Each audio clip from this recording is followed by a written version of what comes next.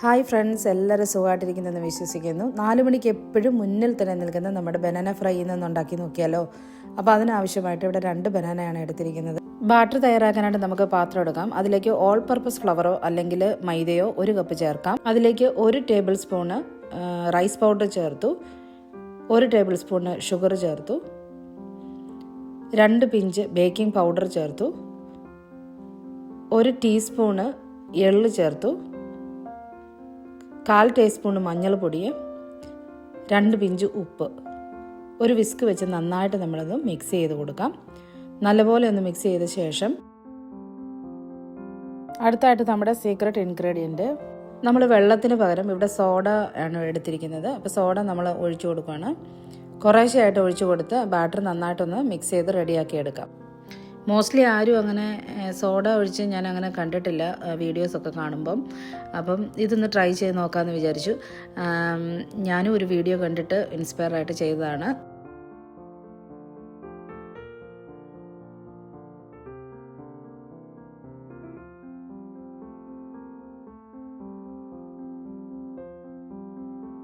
ചെറിയ ജീരകവും ഏലക്കായും കൂടെ നല്ലപോലെ ഒന്ന് ചതച്ചെടുത്തതാണ്.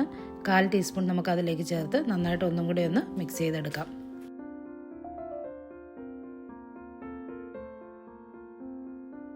ഒരു ½ ആൻ അവർ നമുക്ക് റെസ്റ്റ് ചെയ്യാൻ വേണ്ടി വെക്കാം. അപ്പോൾ അതിനായിട്ട് അടച്ചു വെച്ചു. ഇനി നമുക്ക് ബനാന ഒന്ന് നമുക്ക് കട്ട് ചെയ്തെടുക്കാം. ബനാന ഫ്രൈ മോസ്റ്റ്ലി എല്ലാവർക്കും ഇഷ്ടപ്പെട്ട ഒരു ഈവനിങ് സ്നാക്കാന്ന് കരുതുന്നു. അപ്പം എല്ലാവരും ഇതുപോലെ ഒന്ന് ട്രൈ ചെയ്ത് നോക്കണം. നല്ലൊരു റെസിപ്പിയാണ്. അപ്പോൾ നമുക്ക് പ്രിപ്പയർ ചെയ്യുന്നതിന് വേണ്ടി പാന് സ്റ്റൗവിൽ വെക്കാം. അതിനുശേഷം ചൂടായ ശേഷം നമുക്ക് എണ്ണ ഒഴിച്ചു കൊടുക്കാം. ഓയിൽ ആവശ്യത്തിന് നന്നായിട്ട് നമ്മൾ ഒഴിച്ചു കൊടുക്കുക. ഒഴിച്ച ശേഷം ഇപ്പോൾ ബാറ്റർ ഇവിടെ റെസ്റ്റ് ചെയ്യാൻ വെച്ചത് നമുക്ക് ഒന്നും കൂടെ ഒന്നെടുത്ത് നന്നായിട്ടൊന്ന് മിക്സ് ചെയ്ത് കൊടുക്കാം.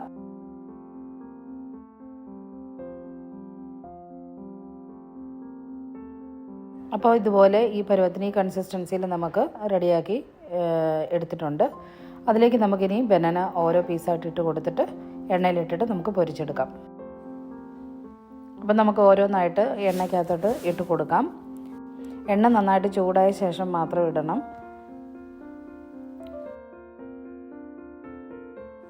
ഒന്ന് തിരിച്ച് മറിച്ചൊക്കെ ഇട്ട് കൊടുത്ത ശേഷം ഇപ്പോൾ റെഡി ആയിട്ടുണ്ട്. നമുക്കത് സെർവിങ് ഡിഷിലേക്ക് മാറ്റാം.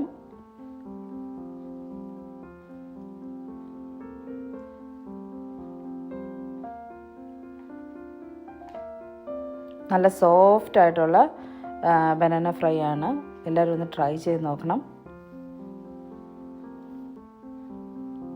അപ്പോൾ അതുപോലെ തന്നെ നമുക്ക് നെക്സ്റ്റ് അടുത്ത ട്രിപ്പും കൂടി ഇട്ട് കൊടുക്കാം.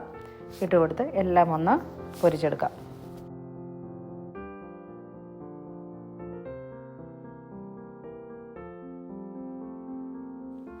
നല്ല സോഫ്റ്റ് ആയിട്ടുള്ള ബനാന ഫ്രൈ ആണിത്.